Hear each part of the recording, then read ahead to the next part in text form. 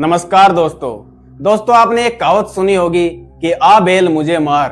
दोस्तों आज तक आपने ये सुना होगा कि कोई एंटिटी हमारे पीछे लग जाती है या अपन कोई ऐसी गलती कर देते हैं जिसके कारण कोई एंटिटी हमें पोजेस कर लेती है। लेकिन क्या कभी आपने ये सुना है कि किसी एंटिटी को सामने से बुलाया गया हो, यानी कि ऐसा बोला गया हो कि आ बैल मुझे मार, आ एंटिटी और मेरे ऊपर आ और मेरे को मार। क्या आपने कभी ऐसा सुना है? जी हाँ दोस्तों, आज की स्टोरी में कुछ ऐसा ही हुआ है। स्टोरी बहुत ही ज्यादा इंटरेस्टिंग है, तो मैं आपसे यही कहना चाहूंगा कि स्टोरी को अंत तक जरूर सुने, क्योंकि अंत तक आप देखोगे तो आपकी भी रूह कांप जाएगी। लेकिन स्टोरी में आगे बढ़ने से पहले मैं आपको बताना चाहूंगा, अगर आपके पास में भी कोई रियल इंसिडेंट या कोई मजेदार स्टोरी है तो वो आप हमारे साथ में शेयर कर सकते हैं। हमारे दिए गए ईमेल आईडी pankaj32549@gmail.com पर मैं उसे नरेट करूंगा अपनी आवाज में और आप सभी लोगों के सामने लेके आऊंगा। तो चलिए बढ़ते हैं स्टोरी में आगे। आज की स्टोरी हमारे साथ वर्षा ने शेयर की है। ये जो कुछ भी इंसिडेंट हुआ है वो वर्षा और उसकी फैमिली के साथ में हुआ है। बेसिकली वर्षा हरियाणा के एक गांव की रहने वाली है। वर्षा के जो पिताजी हैं उनके एक छोटे भाई भी होते हैं। इनकी फैमिली में झगड़े चलते रहते हैं। जो वर्षा के दादाजी हैं वो अपने छोटे बेटे यानी वर्षा के चाचा जी से ज्यादा प्यार करते हैं। अपनी जो भी प्रॉपर्टी है वो उनके नाम पे करना चाहते हैं। वो वर्षा के पापा मम्मी और वर्षा को बिल्कुल भी पसंद नहीं करते, घर में झगड़े रखते हैं। वर्षा के पिताजी बेसिकली कहीं पे जॉब करते हैं, इसलिए जो वर्षा की माँ और वर्षा है वो इनके घर में रहती है, जहाँ पे इसके दादाजी चाचा जी और चाची जी रहते हैं। वो इनको बिल्कुल भी पसंद नहीं करते। डेली इनको ये ताना मारते हैं कि तुम लोग इस घर से चले जाओगे तो हमारा जीना आसान हो जाएगा। ये सारी बात वर्षा की माँ वर्षा के पिताजी को भी बताया करती थी। एक दिन वर्षा के पिताजी इनके घर पे आते हैं और सभी से सारे बातें करते हैं कि ठीक है, आप लोग ये चाहते हो ना कि हम इस घर से चले जाएं, चलो हमें कुछ भी नहीं चाहिए, हमें कोई भी प्रॉपर्टी नहीं चाहिए, आपको अपने छोटे बेटे को देनी है तो उसको दे दीजिए, हम ये घर छोड़ के चले जाते हैं। और वर्षा के पिताजी वर्षा को और वर्षा की माँ को लेके वहां से चले जाते हैं। और एक गांव में एक जमीन थी जो बहुत ही सस्ती मिल रही थी। वहां पे जो इनके पिताजी के जो पैसे जोड़े हुए थे अपनी जॉब वगैरह करके, उनसे वो जमीन ले लेते हैं जो कि इनको बहुत ही ज्यादा सस्ती मिल रही थी। और वहां पे उस जमीन के अंदर ही एक कुआं बना हुआ था, जहाँ पे 2 कमरे थे। जो पहले वहां पे रहते होंगे उन्होंने बनाया था। वहां पे 2 कमरे थे और ये अपना जो भी सामान वगैरह है वो उस गांव में ले जाके शिफ्ट कर देते हैं। वहां पे अब ये रहने लग जाते हैं। वर्षा के पिताजी ने वो जॉब छोड़ दी जहाँ पे वो जॉब किया करते थे। अब वो यहीं पे अपने खेती बाड़ी करना चाहते थे और कोई भी छोटा मोटा यहाँ पे काम करना चाहते थे। खैर धीरे धीरे शिफ्ट हो जाते हैं। जैसे ही 1-2 दिन का समय निकलता है, वर्षा के पिताजी जो खेत थे उनमें खेती बाड़ी करने लग जाते हैं। लेकिन वो एक चीज नोटिस करते हैं, वर्षा और वर्षा के पिताजी वर्षा की माँ सारे लोग ही ये चीज नोटिस करते हैं कि जो आसपास के गांव वाले हैं जिनके खेत उनके खेत के बाजू में है, वो उनको एक अजीब सी नजर से देख रहे हैं। पता नहीं ऐसा क्या है यहाँ पे। उनसे ना तो वो बोल रहे हैं, जब ये बोलने की कोशिश करते हैं तो वो अपना मुंह फेर लेते हैं और चले जाते हैं अपने घर पे।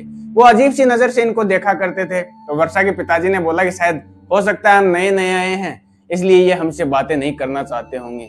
खैर धीरे धीरे समय निकलता जाता है। ये अपनी खेती बाड़ी करते हैं। वर्षा के पिताजी कोई छोटी मोटी मजदूरी वगैरह का काम भी किया करते थे। वैसे तो इनसे कोई भी नहीं बोला करता था, लेकिन इनके बाजू में ही एक और खेत था जिनमें एक परिवार रहा करता था। वो परिवार इनकी मम्मी से थोड़ी बहुत बातें कर लिया करता था। वर्षा की मम्मी के साथ में कई बार ये खेत में काम करते हुए आपस में मिल लिया करते थे। तो वर्षा की मम्मी को वो लोग बोला भी करते थे कि आपने ये जमीन लेके बहुत बड़ी गलती कर दी है। आपसे पहले जो यहाँ पे रहते थे वो आपको सस्ती जमीन क्यों देके गए इसके बारे में आपको नहीं पता है। यहाँ पे ऐसा सुना है, जो आपके घर के सामने कुएं के पास में जो एक पीपल का पेड़ है, उस पीपल के पेड़ में कोई आत्मा रहती है, ऐसा हमने सुना है। तो उसकी मम्मी भी थोड़ी सी घबरा जाती है। वर्षा की मम्मी जैसे ही शाम को वर्षा के पिताजी घर पे आते हैं तो वो उनको बोलते भी है कि ऐसा ऐसा गाँव वाले बोल रहे हैं हमारे घर के खेत के बारे में। तो वर्षा के पिताजी बोलते हैं कि ऐसा कुछ नहीं होता, तो भी किन बातों पे विश्वास करे। ये गाँव वाले तो ये चाहते हैं कि हम यहाँ पे ना रहे। देखा नहीं तुमने, हमसे बोलते हुए नहीं है, हमसे दूर दूर भागते हैं। ऐसा कुछ भी नहीं है यहाँ पे। और जमीन सस्ती अगले को बेचनी होगी, कोई अगले की मजबूरी होगी, इसलिए हमको सस्ती जमीन मिल गई, बाकी ऐसा कुछ भी नहीं है। तो लोगों की बातों पे ध्यान मत दिया कर। खैर वर्षा की मम्मी इस चीज को इग्नोर करती है। और वर्षा जो कि 17 साल की करीबन थी, वो तो इन चीजों पे बिल्कुल भी विश्वास नहीं किया करते थे कि कोई भूत प्रेत आत्मा ऐसी चीजें होती हैं। वो इन चीजों को तो वैसे इग्नोर किया करती थी। खैर धीरे धीरे समय निकलता है। एक दिन वर्षा के पिताजी रात को अपने खेतों में पानी लगा रहे थे और पानी लगाकर वो जैसे ही घर पे आते हैं, करीबन 1-2 बजे के टाइम वो अपने घर पे आके सो जाते हैं। लेकिन जब सुबह वर्षा की माँ चाय लेकर वर्षा के पिताजी के पास में आती है, उनको जगाती है तो वो देखती है कि उनकी सांसें नहीं चल रही है। अचानक से उनकी पता नहीं किस वजह से मृत्यु हो जाती है। जब डॉक्टर्स वगैरह को दिखाया गया तो पता चलता है कि इनको हार्ट अटैक आ गया है। किसी को भी नहीं पता था कि बिल्कुल सही सलामत जो इंसान थे, खा पी रहे थे, अपने काम कर रहे थे, मजदूरी पे जाया करते थे, खेत का काम किया करते थे, अचानक से ऐसा कैसे हो सकता कि उनको हार्ट अटैक आ गया। ऐसी तो कोई उनके टेंशन भी नहीं थी। पता नहीं, इस चीज को कोई भी नहीं समझ पा रहा था। खैर, इधर वर्षा और वर्षा की माँ इस चीज को लेके बहुत ही ज्यादा परेशान होती हैं, क्योंकि ये अपने जो ससुराल था, वर्षा की माँ का ससुराल था, उसको भी ये छोड़ के यहाँ पे आ गए थे। इनका सिर्फ एक ही साथी था जो वर्षा के पिताजी थे, वही सब कुछ करने वाले थे। अब उनकी भी डेथ हो जाती है। खैर, ये अपने ही खेत में उनका अंतिम संस्कार करते हैं। अब उसके बाद में ये बहुत ही ज्यादा परेशान हो जाते हैं, क्योंकि जो पैसों का जरिया था, जो वर्षा के पिताजी मजदूरी वगैरह करके कहीं से लेके आया करते थे, अब इनका पैसों का सोर्स बिल्कुल बंद हो चुका था। क्योंकि दो महिलाएं, वर्षा और वर्षा की माँ, अब ये दोनों बेचारी यहाँ पे क्या करेंगी। नए गांव में ये आए हैं, यहाँ गांव में कोई भी इनसे बोलता भी नहीं है। खेती बाड़ी के अलावा इनके पास में ऐसा कोई भी काम नहीं है जो ये कर सके। और जो भी इनके रिश्तेदार वगैरह थे, कोई भी इनकी मदद नहीं कर रहा था। वर्षा ने अपने कई रिश्तेदारों को, अपने दादाजी, चाचा चाची को, सबको बोला कि हमें कुछ पैसों की जरूरत है, लेकिन सबने इनकार कर दिया। वर्षा भी इस चीज को लेके बहुत ही ज्यादा डिप्रेस हो जाती है, क्योंकि जो कहते हैं ना, 4 लोग क्या कहेंगे, आज वो 4 लोग मुसीबत में काम नहीं आ रहे थे। अब इनके पास में कोई भी ऑप्शन नहीं था। तो वर्षा अपनी माँ से बोलती कि देखो माँ, अभी हमारे पास में कोई काम तो नहीं है, लेकिन हम ये खेती बाड़ी करके ही अपना गुजारा चला सकते हैं।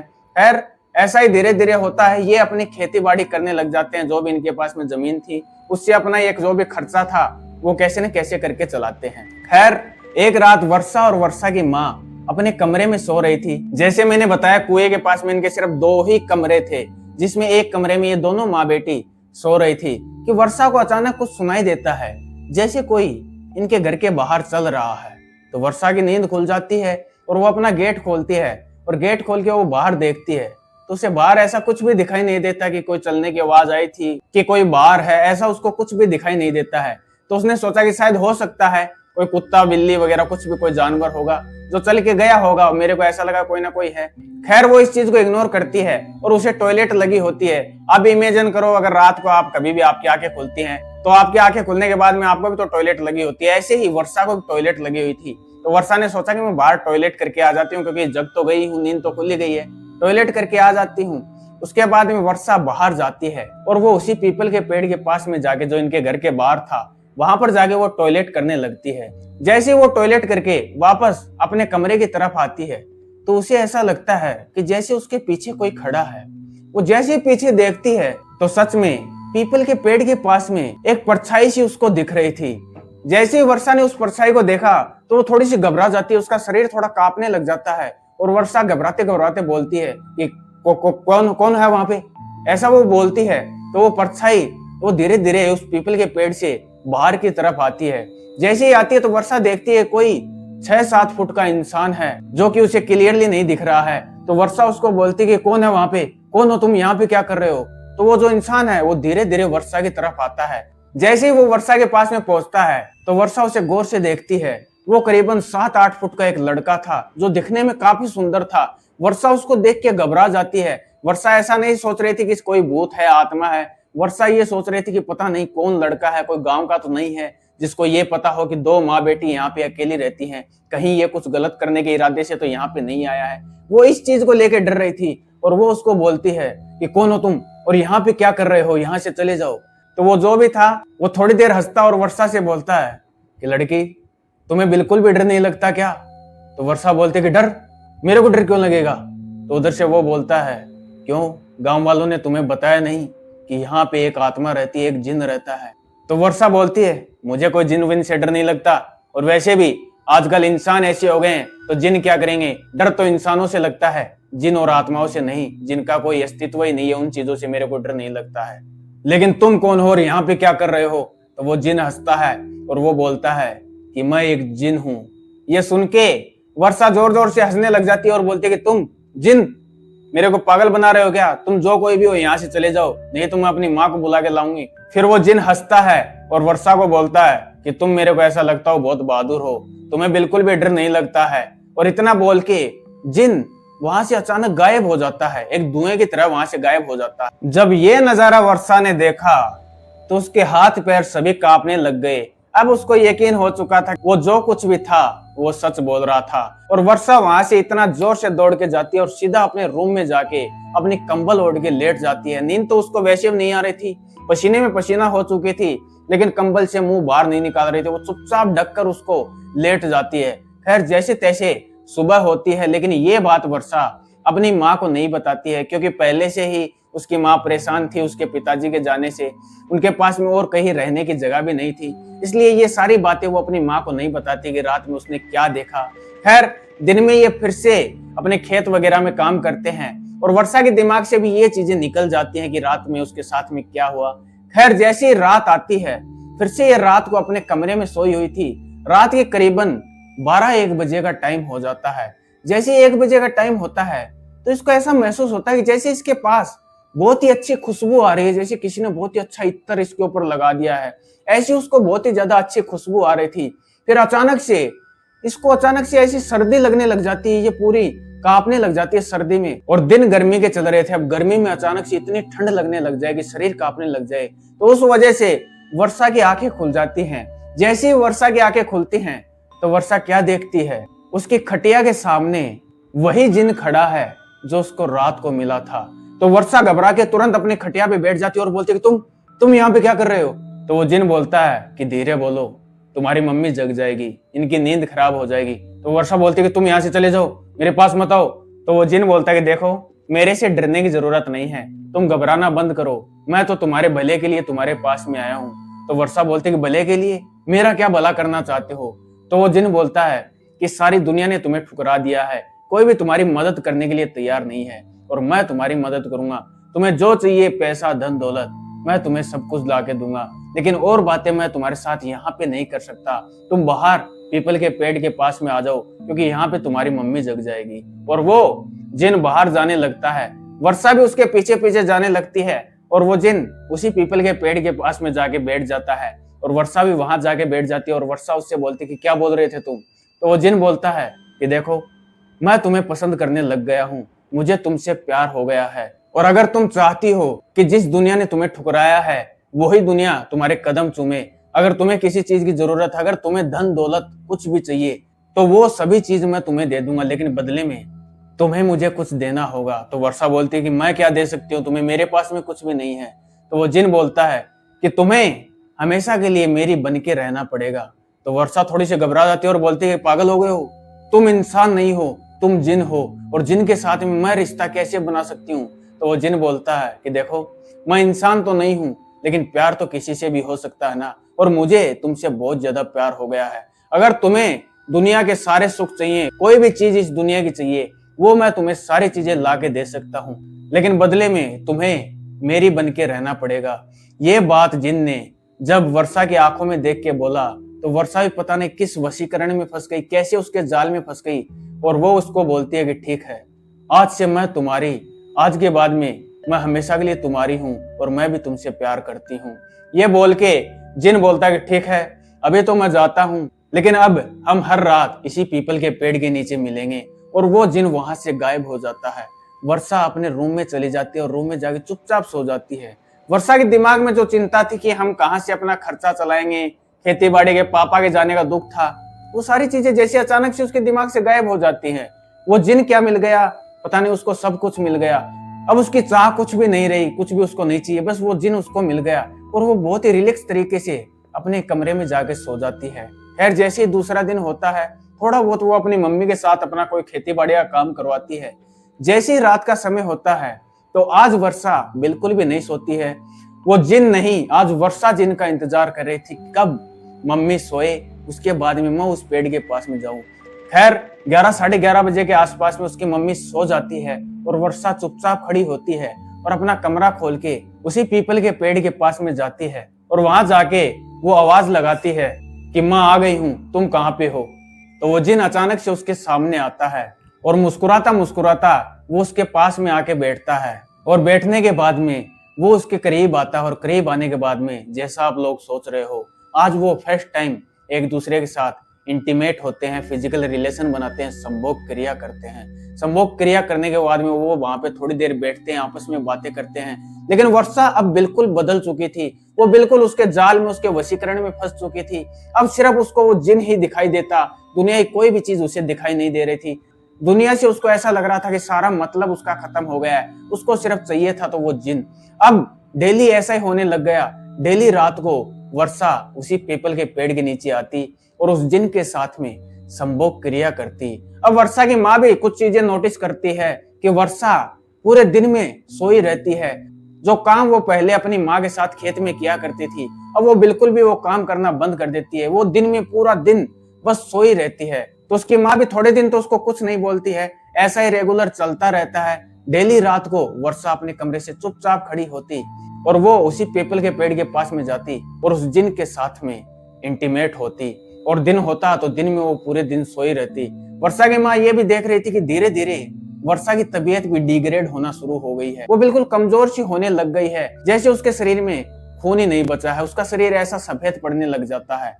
अब वर्षा की माँ को चिंता होने लग जाती है अपनी बेटी की कि अचानक से इसे कैसी बीमारी हो गई। वर्षा की माँ जब वर्षा से पूछा भी करती कि बेटा तेरे साथ कोई दिक्कत है, तू बीमार है, कोई तेरे को तकलीफ है तो मेरे को बता, लेकिन वर्षा उनकी कोई भी बात का जवाब नहीं दिया करती थी। अब वर्षा की माँ वर्षा के ऊपर नजर रखना चालू करती है। जैसे ही रात होती है तो वर्षा की माँ अब सोने का बहाना करती है कि देखते हैं कि आखिरकार ये करते क्या है, क्योंकि दिन में पूरा दिन ये सोती है तो साफ सी बात है कि रात में ये पक्का जगती होगी। तो वो उस पर नजर रखना चालू करती है। जैसे 11 साढ़े 11 बजे का समय होता है तो वर्षा अपनी जगह से, अपनी खटिया से उठती है और वो गेट खोलकर बाहर जाती है। वर्षा की माँ भी पीछे पीछे उसके जाती है। जैसे ही वो बाहर जाती है तो वो देखती कि वर्षा पीपल के पेड़ के नीचे बैठी है और वो किसी से बातें कर रही है। लेकिन वर्षा की माँ को वहां पे कुछ भी दिखाई नहीं देता कि आखिरकार वो किससे बात कर रही है। उसके बाद में वर्षा की माँ चुपचाप देख रही थी कि अचानक वर्षा अपने सारे कपड़े निकालती है और उसके बाद में वो लेट जाती है। और उसके बाद में कोई काला सा साया, कोई काली सी परछाई उसके साथ में कुछ गलत क्रिया कर रहा है। ये जब उसकी माँ ने देखा तो उसकी माँ वहां जोर से चिल्लाती है और चिल्लाने के साथ साथ ही वो जिन, वो परछाई वहां से गायब हो जाती है और वर्षा वहां पे बेहोश हो जाती है। वर्षा की माँ वर्षा के पास में दौड़कर जाती है और उसे उठाकर कमरे के अंदर लेके आती है, लेकिन वर्षा को होश बिल्कुल भी नहीं आता है। खैर जैसे तैसे करके वो रात कटती है, लेकिन वर्षा को अभी तक होश नहीं आया था। और वर्षा की माँ के पास में कोई जानकार ऐसा इंसान भी नहीं है कि किसी को वो ऐसी चीजें बता सके कि उनकी बेटी के साथ में क्या हो रहा है। फिर उनको सिर्फ एक इंसान नजर आते हैं जो उनसे मिलते हैं, जो उनके बाजू में जिनका खेत है, जिनसे वो बातें बातें थोड़ी बहुत किया करते थे। तो वर्षा की माँ उनके पास में जाती है और उनको सारी चीजें बताती है कि पिछले दिनों से वर्षा क्या क्या कर रही है, ऐसी उसकी हालत हो रही है और कल रात उन्होंने ऐसा कुछ देखा है। तो वो जो लेडीज थी जो बाजू वाले खेत की, वो लेडीज इनकी माँ को बताती है कि देखो बहन जी, मैंने आपको पहले ही कहा था कि यहाँ पे कोई आत्मा रहती है और आपसे पहले जो यहाँ पे रहते थे उनके साथ में भी कुछ ऐसा ही हुआ था और उन्होंने किसी तांत्रिक को बुला के उस जिन को उस पीपल के पेड़ में बंद करवा दिया था, मतलब बांध दिया था। उसके बाद में वो जिन किसी को नजर नहीं आया, लेकिन वो जमीन बेच के आपको चले गए और आपकी बेटी ने शायद फिर से उस जिन को जागृत कर दिया है। अब इसका इलाज सिर्फ एक इंसान कर सकता है, जो तांत्रिक बाबाओं से पहले बांध के गए थे। वही तांत्रिक बाबा इस चीज का इलाज कर सकते हैं। बाकी आपकी बेटी की भी जान खतरे में जा सकती है, क्योंकि उनके साथ में भी ऐसा ही हादसा हुआ था। तो वर्षा की माँ बोलती कि देखो मैं तो तांत्रिक को नहीं जानती हूँ, आप मेरे को बताइए वो तांत्रिक बाबा मेरे को कहाँ पे मिलेंगे। तो वो लेडीज अपने पति को वर्षा की माँ के साथ में भेजती है और उन तांत्रिक बाबा के पास में जाते हैं और सारी चीजें उनको बताते हैं। और उसके बाद में वो तांत्रिक बाबा इनके घर पे आते हैं और वर्षा को देखते हैं। वर्षा को देख के जब वो बेहोश हालत में थी तो उसके वो सर पे हाथ रखते हैं। उसके बाद में उसके सर पे कोई बबूती वगैरह लगाते हैं। उसके बाद में जाके वर्षा होश में आती है। फिर वो बाबा बोलते हैं कि देखो ये जिन फिर से आजाद हो गया, इसको फिर से बांधना पड़ेगा, इसके लिए हमें एक पूजा करनी पड़ेगी। तो वर्षा की माँ बोलती है कि ठीक है बाबा, जैसा आपको सही लगे वैसा कीजिए।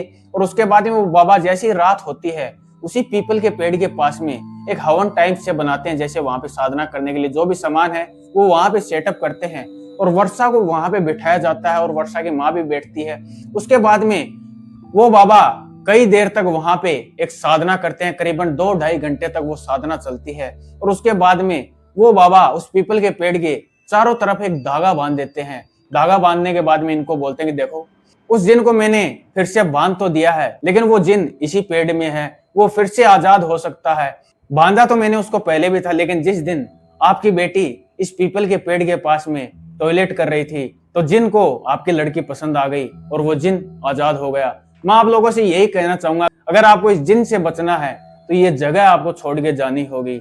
तो वर्षा की माँ बोलती है कि ठीक है बाबा, आपकी बहुत बहुत धन्यवाद जो आपने मेरी बेटी को बचाया। उसके बाद में वर्षा की तबीयत भी ठीक होने लग जाती है और उसको उस जिन का ख्याल बिल्कुल नहीं आता है। 2-4 दिन बाद में ही वर्षा की माँ वर्षा को लेके एक शहर की तरफ आ जाती है और वहां पे वो कुछ काम वगैरह, कोई घर का बर्तन साफ करना, ऐसा वो काम करने लग जाती है। धीरे धीरे करके वर्षा को भी एक कंपनी में जॉब मिल जाती है और आज इस इंसिडेंट को हुए 6 साल हो चुके हैं। वर्षा एक कंपनी में जॉब करती है और वो, मैं बता ही देता हूँ, गुरुग्राम में जॉब करती है और वहीं पे एक उन्होंने कमरा ले रखा है जहाँ पे वो अपनी माँ को भी अपने साथ में रखती है। खैर, अभी वर्षा बिल्कुल ठीक है, उसके बाद में उसे कोई भी जिन दिखाई नहीं दिया। अभी उसकी सगाई की बातें भी चल रही हैं, उसकी सगाई भी होने वाली है, लेकिन एक गलती जो वर्षा ने की थी उसका खामियाजा उसको बहुत ही ज्यादा भुगतना पड़ा। सही टाइम पे वो बाबा उनके घर पे आ गए। अगर वो बाबा उनके घर पे नहीं आते तो शायद वो जिन वर्षा को अपने साथ में ले जाता, क्योंकि वर्षा से उसने जिंदगी भर का वादा करवा लिया था। वर्षा तो उसके प्यार में पागल हो गई थी, उसके वशीकरण में पागल हो गई थी, लेकिन आज वर्षा बिल्कुल ठीक है।